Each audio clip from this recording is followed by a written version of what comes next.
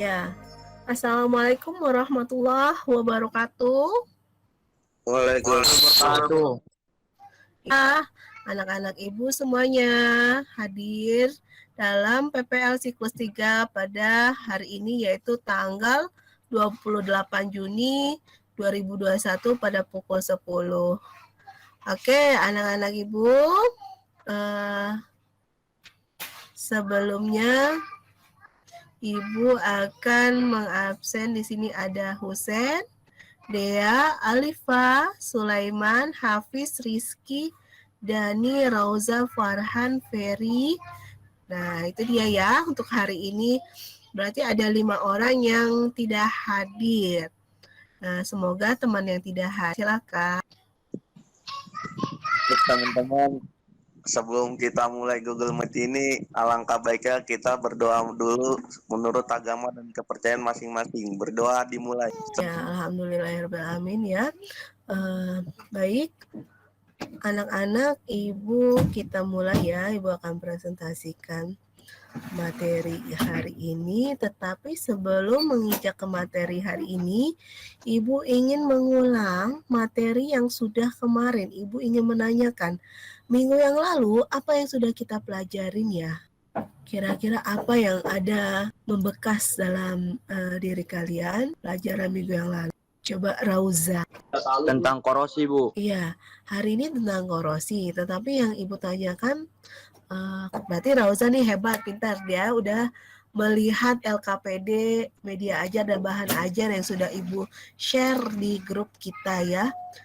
Nah, ada yang ingat gak materi sebelumnya kita tentang apa? Tentang reaksi? Tentang redox, Bu. Iya, betul sekali Rauza, yaitu tentang reduksi dan oksidasi. Bahwasanya reaksi redoks itu dia reaksi yang berlangsung secara bersama-sama, yaitu reduksi dan oksidasi. Reduksi dia penurunan bilangan oksidasi, sedangkan oksidasi yaitu reaksi peningkatan bilangan oksidasi. Kemarin kita lihat ada video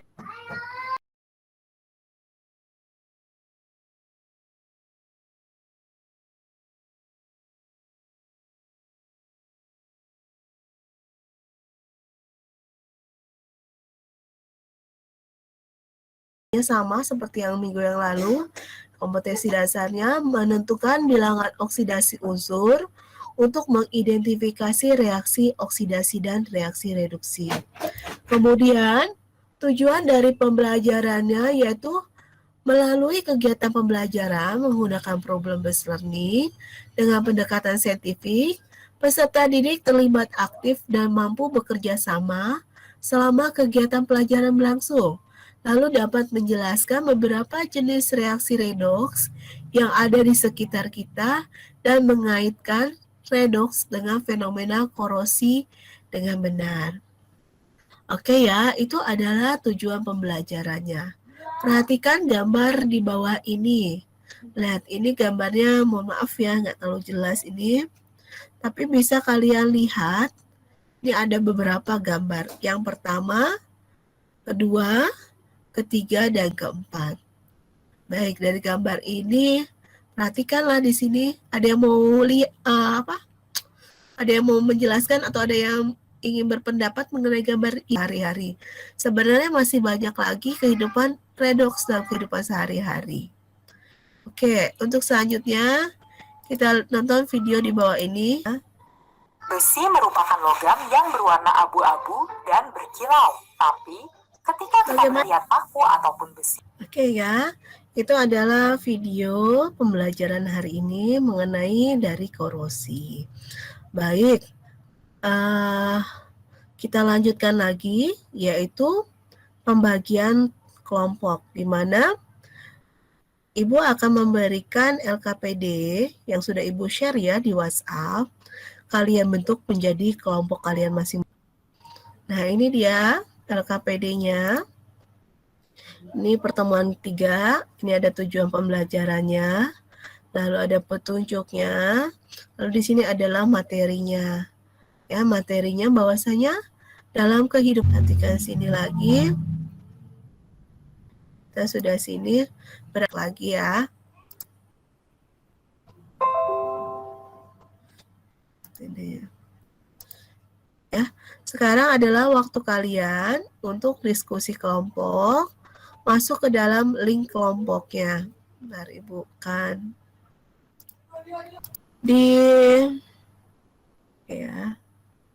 dimatikan dulu. Oke, ini dia. Tadi dari kelompok 1. Ayo silakan dibacakan hasilnya. Oke, Dea, silakan Dea. Tolong dibacakan.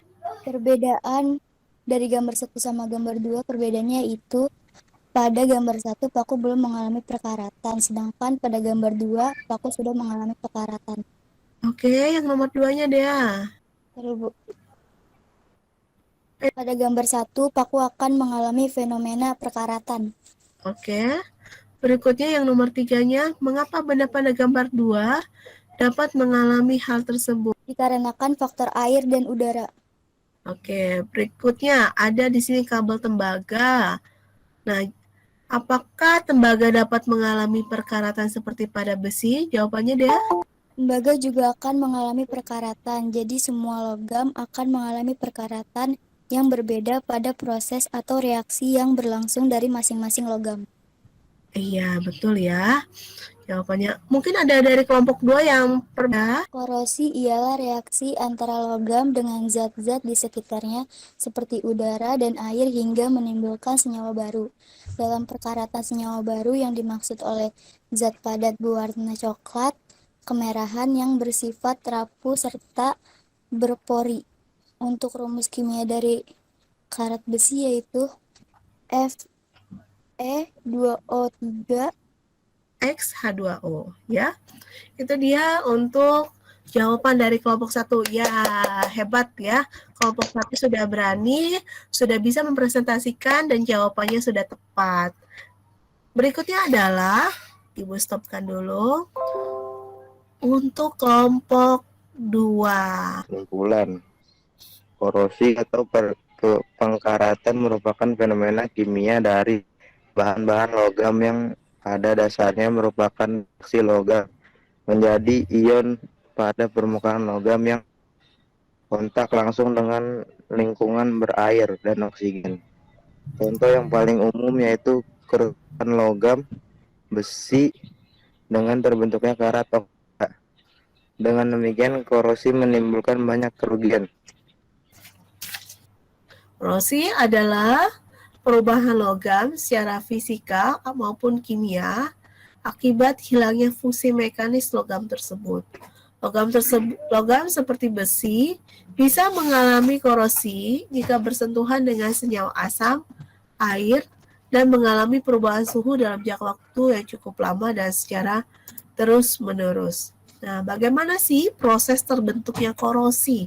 Nah, proses dari terbentuknya korosi tersebut itu adalah dari proses reaksi redoks, namanya proses elektrokimia, ya, di mana keterkaitannya di sini adalah perubahan yang menghasilkan reaksi-reaksi kimia dan hasilnya adalah suatu. Nah, lihat lagi berikutnya, faktor-faktor apa saja yang mempengaruhi terhadap korosi.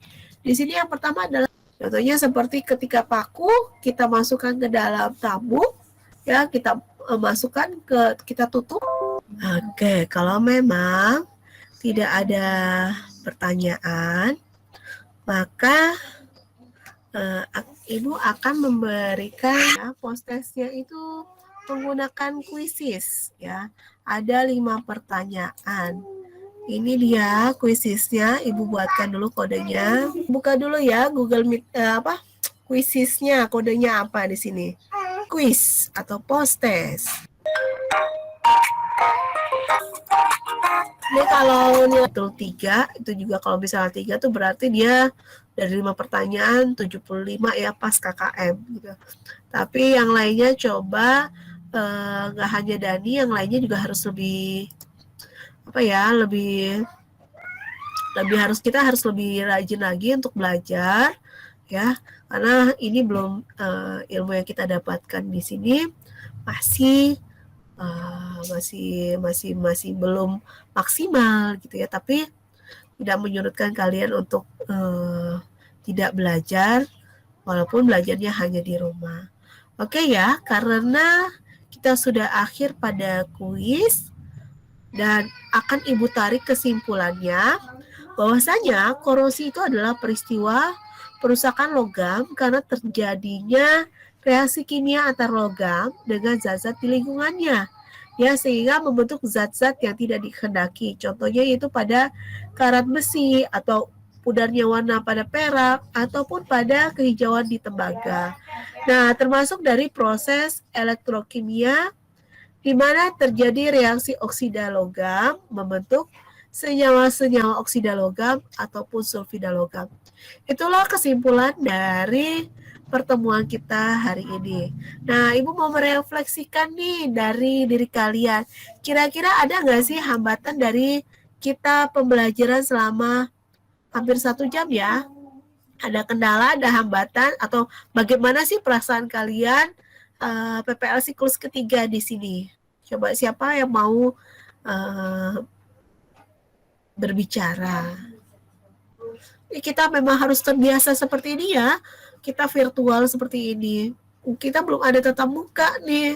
Kita masih akan terus daring gitu. Selama pandemi belum COVID ini masih berkepanjangan, pandemi ini masih panjang. Pada Ibu tanyakan Dea nih yang baru masuk siklus 3. Dea jangan kapok ya Dea ya. Nanti akan ada lagi pertemuan berikutnya.